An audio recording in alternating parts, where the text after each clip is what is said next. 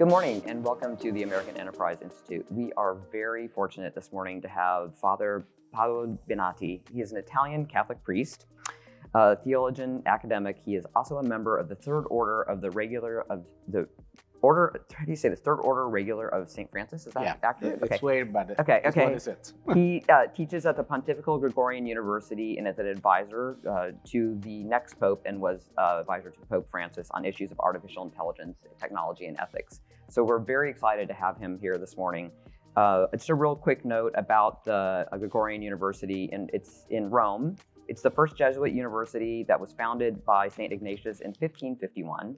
St. Ignatius envisioned the University of Nations for the defense and propagation of faith, for the training of wise and qualified leaders for the church and society. So it sounds like you're in the right place. Well done. So Father, let's start with, when did you and the Vatican start really seriously considering the challenges about artificial intelligence?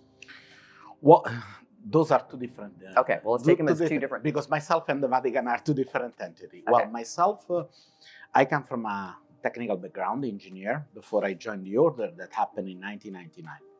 And when I make my religious formation, that means philosophy, theology, and the superior asked me to study ethics. At one point, I have to make my PhD, and I try to do my PhD in ethics of technology, to melt a little bit, the two wings of my life. I'm in 2009, actually, to make short a long discussion. I start to make my PhD on different technology that was scaffolding the human beings, and AI was the core of that studies. Well, then when I finish my PhD and start to teach in the Gregorian University, I start to put some classes on these topics. And can you imagine in 2012, the face of people that looking theology and AI? What's that about? But the process was so interesting and things was fast already at that time, that in 2016-17, we had the first contact between the big tech, United States big tech, and also the Vatican. And it produced a slowly commitment also inside the structure to understand what's going on and what could be the effect of that. And there is no idea of the AI moment that, for example, ChatGPT produced in the 20. But that things can change so deeply. Yes, absolutely, yes. Not so fast, but yes, of course. And the Pope was involved in that process. First time personally in 2019, when he met some of the tech leaders in a private audience.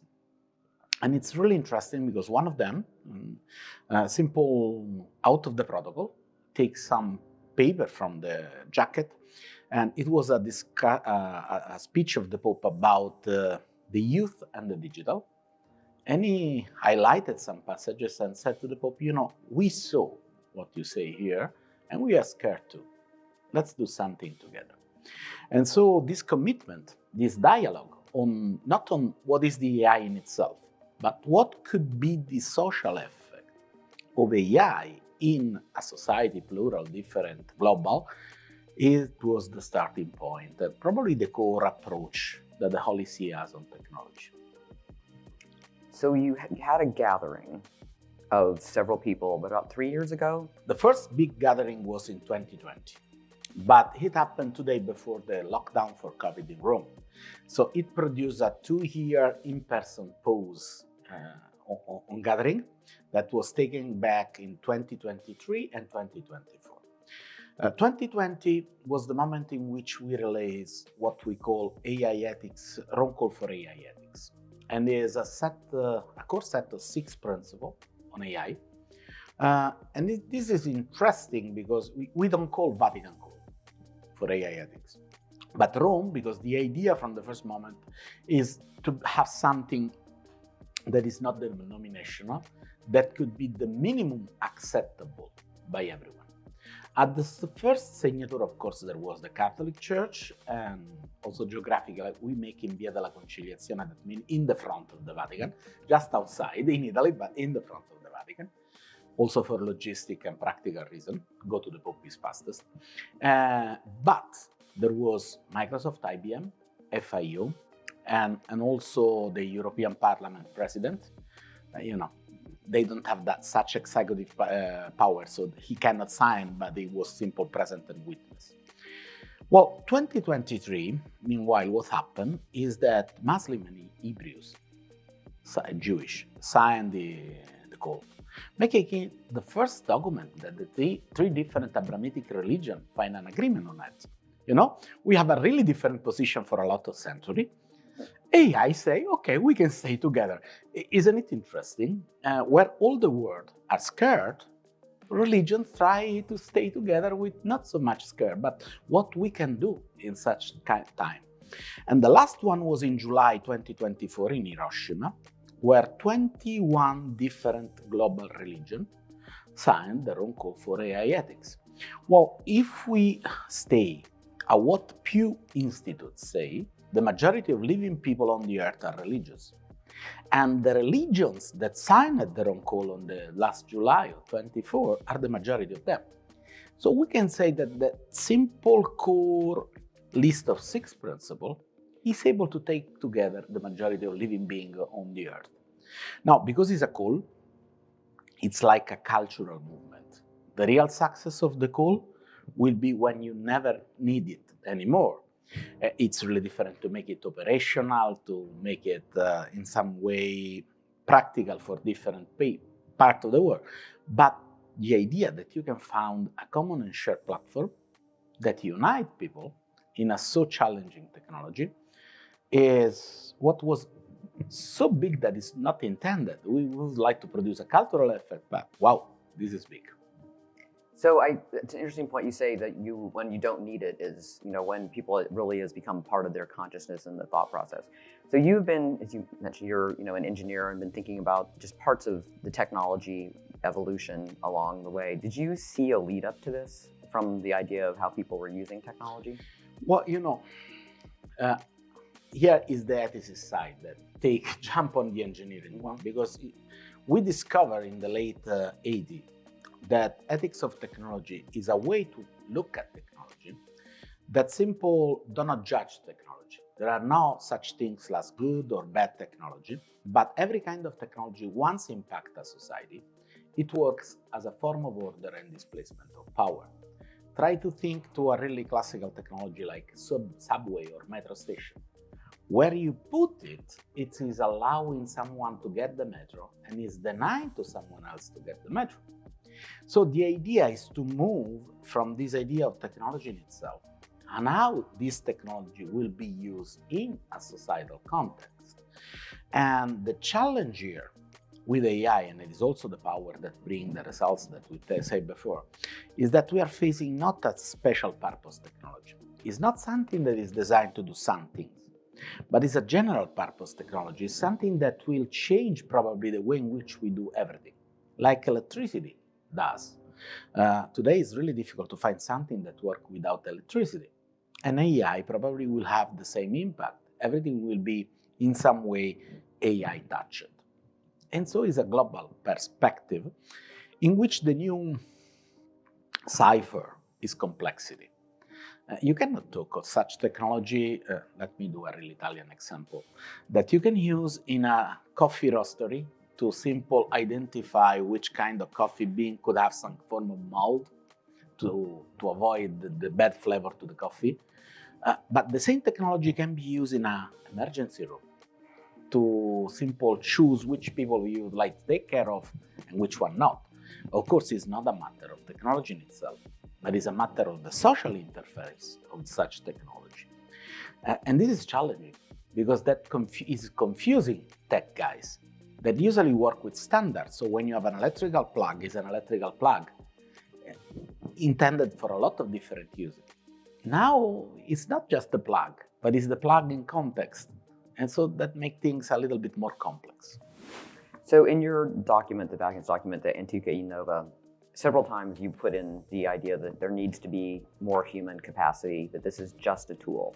And we need to understand it can be a very elegant tool, but it needs to not be in control of our thought process, and also realize that it shouldn't be a replacement for human relationships. And I thought that was a very interesting point that you guys made through that as well.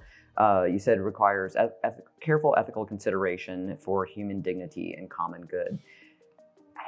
This is again more of a communications thing, but we're in a town full of process, where we used to be process. We're trying to get back to that. Where do we find that human dignity point? And if we stray from that, where do you see the mechanism to point it out? Well, once again, I try to have a compact answer, but don't forget that it's a complex element. Yeah. So with a lot of different applications, so you cannot reduce to one answer. But the first element is one of the core elements of human dignity is the ability to self-determine our trajectory in life. And I think that is the core element, for example, about the Declaration of Independence. All the humans are right, but you have the right to pursuit for happiness, And this could be the first description of human rights. Well, so in that direction, we could have a problem with such kind of system. Because one of the first engineering speaking, most relevant element of AI is the prediction capabilities. And I can disseminate a 20,000 tons ship that is traveling on the ocean with sensor, and the variation of vibration of the sensor give me the ability to tell you in how many weeks, day, hours, minutes, and seconds the engine will broke.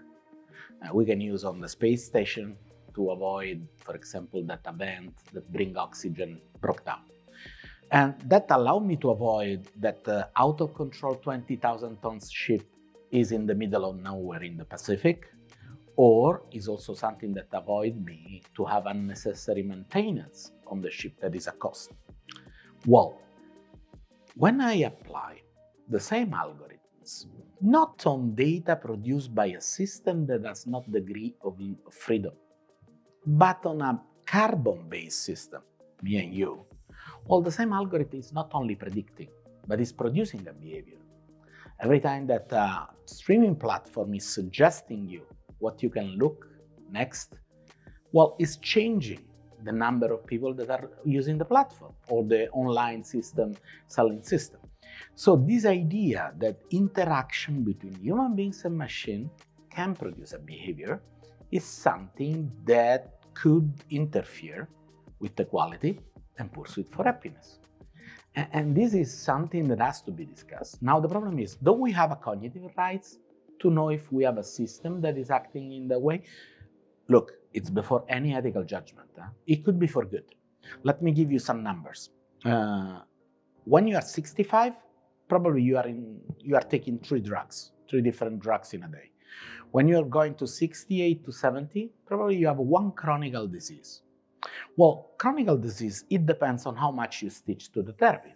Try to think about the debate about insulin and diabetes or something like that. Well, if you forgot, the quality of life go really down. Imagine to use this system to allow people to stitch to the therapy. Is it that bad? No, of course. Or try to think to use it in the workplace to augment the safety of the workplace. Is that bad? No, of course. But if you apply to your life choices, about your future, about the place where you would like to live, your workplace, and something like that, well, that is much more intense. Once again, the tools could become a weapon, or the weapon can become a tool. And so this is why we have to ask ourselves, do we need something, a cognitive right on that? That, you are under the relationship with a machine that has the tendency to influence your behavior, and then you can accept, I have diabetes, I need something that stitch me to the insulin, let's go. Or, it's the same things that happen with the smartwatch, when you have to close the rings. It's the machine that is pushing you to have an unhealthy behavior. We accept it. Well, now we have nothing like that. Should we think something in the public space?